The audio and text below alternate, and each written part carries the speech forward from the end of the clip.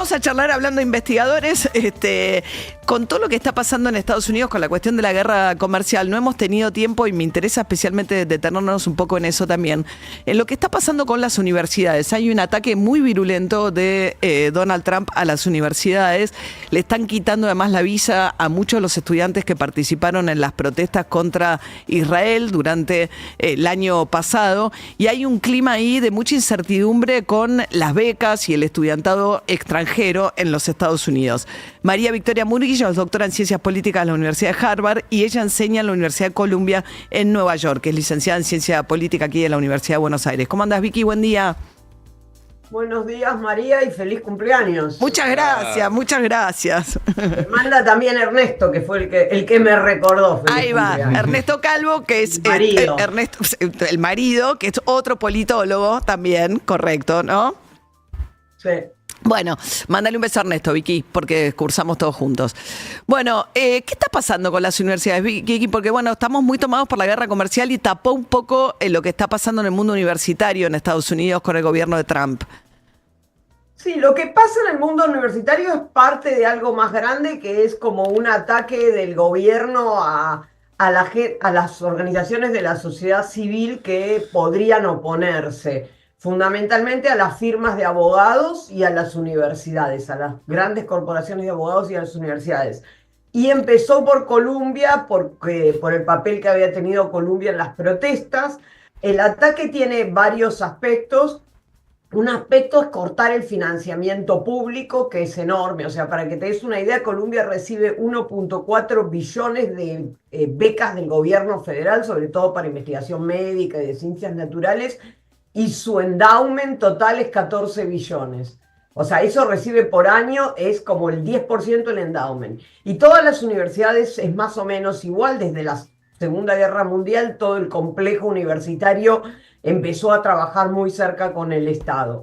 Eso ha sido cortado primero a Columbia y ahora a varias otras universidades, Harvard, Princeton, Cornell, Northwestern, UPenn, sobre todo de las Ivy Leagues.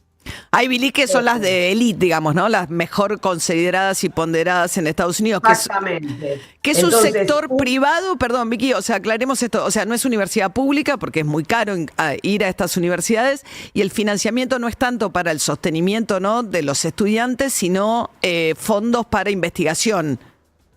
Lo que han cortado hasta ahora es fondos para investigación, pero el gobierno norteamericano también da préstamos para los estudiantes, que podrían ser otra cosa que corten y aún no han cortado.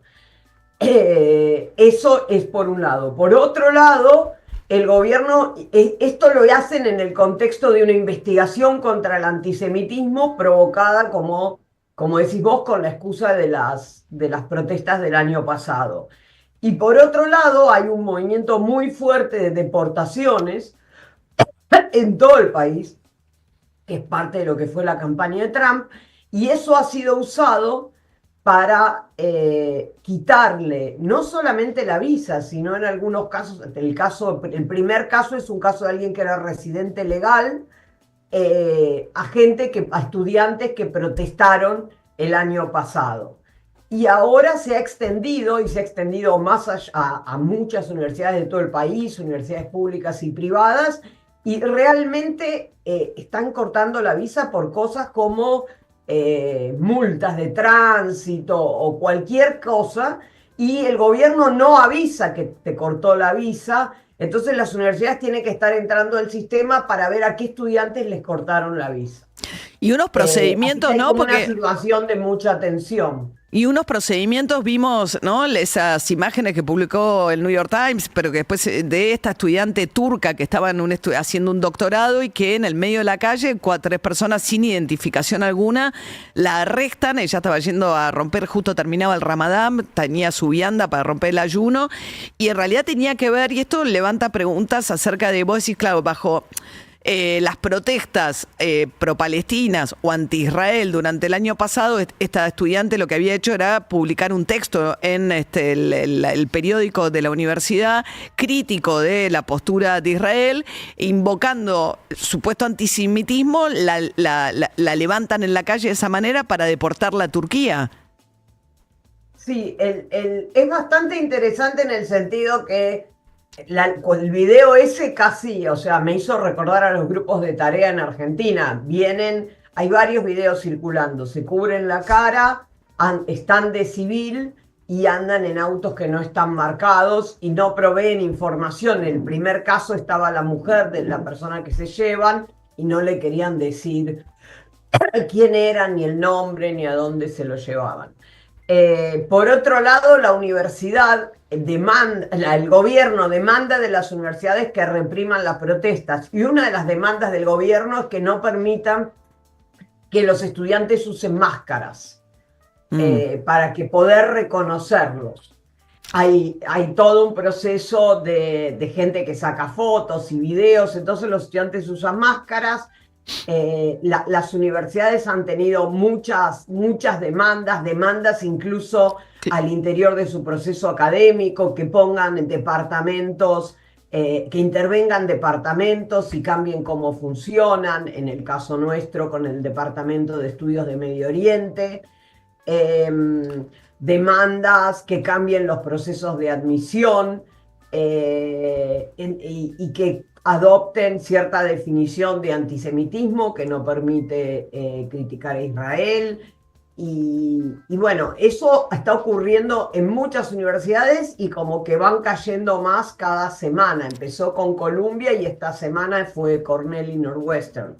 ¿Sabes qué me hacía acordar Hay una eso que lista decía? de 60. Claro, no, me hacía acordar, estamos charlando con María Victoria Murillo, que es politóloga, enseña en la Universidad de Columbia a partir de este ataque a las universidades, a los estudiantes extranjeros, que además también pone en cuestión un poco la libertad de expresión, ¿no? Cuánto la libertad de expresión amenazados con que te saquen la visa. Si sos un extranjero, tenés que cuidarte de participar en manifestaciones o de manifestarte de alguna manera que sientas que como represalia te puedan sacar eso. Y las universidades que dicen, yo no di la lista de nombres, nosotros no sabemos. Me hacía acordar las comisiones internas de ciertas fábricas en la época de la dictadura, ¿no? La idea de si las universidades entregan la lista de los nombres de estudiantes conflictivos o que suelen protestar para que el gobierno los eche de los Estados Unidos. Sí, yo creo que acá hay por eso te digo, dos procesos. Un proceso bastante focalizado en la gente, en gente que expresa sus ideas políticas, estés de acuerdo o no, donde queda claro que es verdad que siempre te podían sacar la visa por cualquier cosa, pero normalmente no te sacaban la visa para ejercer tu derecho a la libre expresión. Uh-huh. Y ahora la idea que eso tampoco está permitido para los residentes legales, lo cual es rarísimo porque eso nunca había ocurrido antes. Es un poco un regreso a la época del macartismo, ¿no? Que esa época donde lo que decías te podía costar el trabajo, las listas negras, pero como en esteroides. Y después hay otro proceso, que es el proceso de querer generar mucha gente para deportar, porque Trump prometió que iba a deportar 1 millón de personas, que hace que también afecten estudiantes, porque es más fácil agarrar a los estudiantes, vos sabés dónde están, y que están también cancelando la visa de gente que no participó en ninguna protesta solo porque tienen, como te digo, algún tipo de encuentro con la ley, como que le pusieron una multa por andar rápido o cosas así, pero con eso tienen el nombre y la dirección. Estamos charlando con Victoria Murillo. Y Vicky, con relación a la guerra comercial en términos de la vida cotidiana, ¿no? Leía una nota del New York Times que hablaba por ahí de hay gente que aceleraba cosas, que ante el temor de que ciertos productos que son importados se encarezcan como fruto de la suba de aranceles. ¿Qué puede pasar con los iPhones? Había una nota que calculaba que se podía hasta triplicar el precio de los iPhones en Estados Unidos porque muchos de esos se fabrican justamente en China. ¿Notás algo en la vida cotidiana de cambio con relación a los consumos, con el temor de lo que puede venir? La verdad que comparado con Argentina, nada. O sea, yo estuve en Argentina la semana que subió Javier Milei y la gente desesperada comprando cuando subían los precios todos los días. O sea, si venís de Argentina, yo no te podría decir que noto nada. Puede ser que el que quería comprarse un iPhone acelere la compra del iPhone o acelere la compra de una computadora, pero tampoco es algo que compras todos los días. No es que vas al supermercado y están vacíos los estantes ni nada por el estilo. Yo no te diría, y de hecho se fue para atrás, echó atrás las tarifas. No te diría que ha afectado dramáticamente al consumidor. A donde sí se ven los efectos es en las fábricas, en la gente que depende de importar cosas para producir, para trabajar. Ahí hay un parate en la inversión, hay un parate en no saber qué hacer.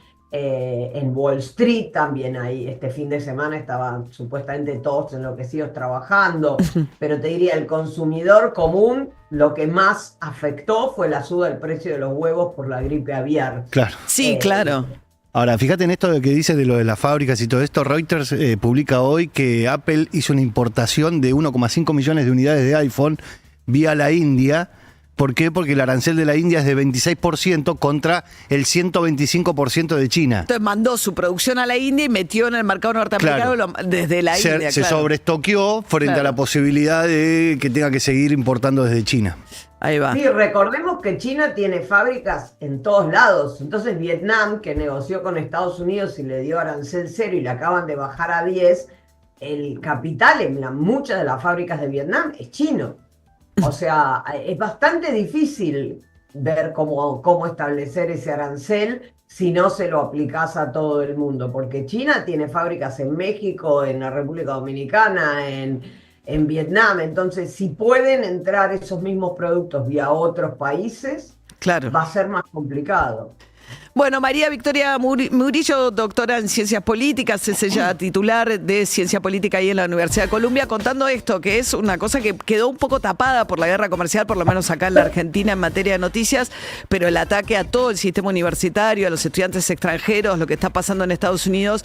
Bueno, Vicky lo comparaba recién con la época del macartismo, ¿no? Aquella persecución a todo lo que oliera o pareciera que tenía algún vínculo con el comunismo en plena Guerra Fría, utilizándolo de una manera de persecución ideológica a cualquier tipo de expresión disidente. Gracias, Vicky. Chao. Hasta luego. Gracias por invitarme y feliz cumple de nuevo. Muchas gracias. Beso, Ernesto. 8:35 de la mañana.